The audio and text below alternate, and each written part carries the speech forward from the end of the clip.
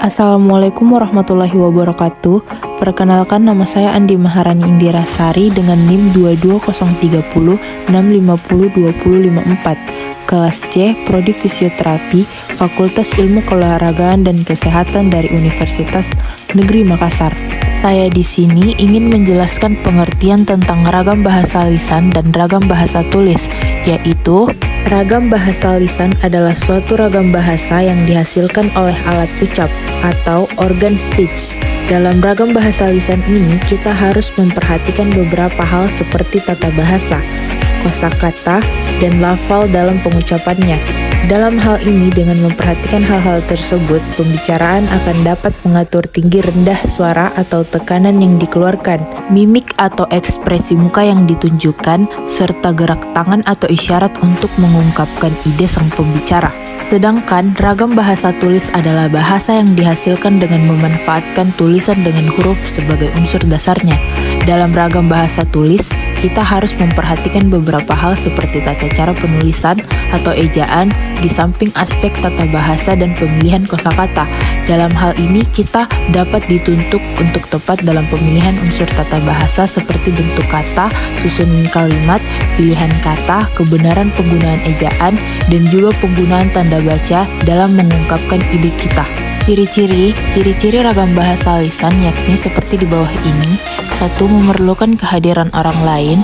2. Unsur gramatikal tidak dinyatakan secara lengkap. 3. Terikat ruang dan waktu. Dan 4. Dipengaruhi oleh tinggi rendahnya suara.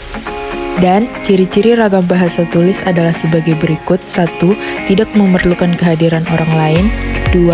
Adanya unsur gramatikal atau hubungan antara unsur-unsur bahasa dalam satuan yang lebih besar yang dinyatakan secara lengkap.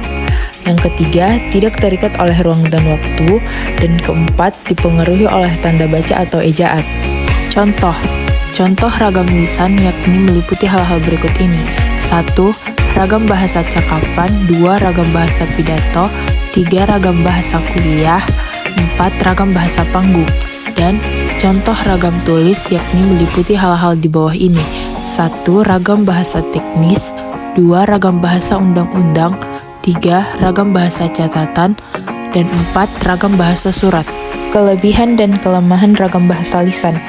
Kelebihan ragaman bahasa lisan yakni sebagai berikut. 1. Dapat disesuaikan dengan situasi. 2. Faktor efisiensi. 3. Faktor kejelasan. 4. Faktor kecepatan. 5. Lebih bebas bentuknya karena faktor situasi yang memperjelas pengertian bahasa yang dituturkan oleh penutur.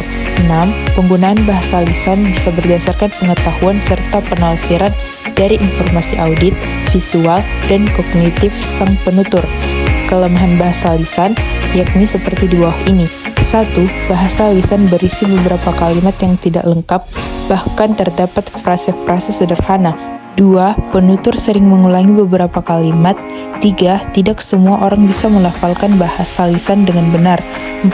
Aturan-aturan bahasa yang dilakukan tidak formal. Kelebihan dan kelemahan ragam bahasa tulis. Kelebihan ragam bahasa tulis yakni sebagai berikut. 1. Informasi yang disajikan bisa dipilih oleh sang penulis untuk dikemas menjadi media atau materi yang lebih menarik dan menyenangkan. 2. Umumnya memiliki kedekatan antara budaya dengan kehidupan masyarakatnya. 3. Sebagai sarana untuk memperkaya kosakata. 4. Dapat digunakan untuk menyampaikan maksud atau tujuan, memberikan informasi, serta dapat mengungkapkan unsur-unsur emosi sehingga mampu meningkatkan wawasan si pembaca. Kelemahan ragam bahasa tulis yakni sebagai berikut. 1. Alat atau sarana yang dapat memperjelas pengertian seperti bahasa lisan tidak ada. Akibatnya, bahasa tulis pun harus disusun lebih sempurna. 2. Tidak mampu menyajikan berita secara lugas dan jujur. 3. Hal yang tidak dapat dalam bahasa tulis pun tidak dapat diperjelas. Selanjutnya, bisa kalian lihat di sini sumber referensi yang saya gunakan. Kurang dan lebihnya mohon dimaafkan, karena manusia biasa tidak luput dari kesalahan. Sekian materi dari saya. Wassalamualaikum warahmatullahi wabarakatuh.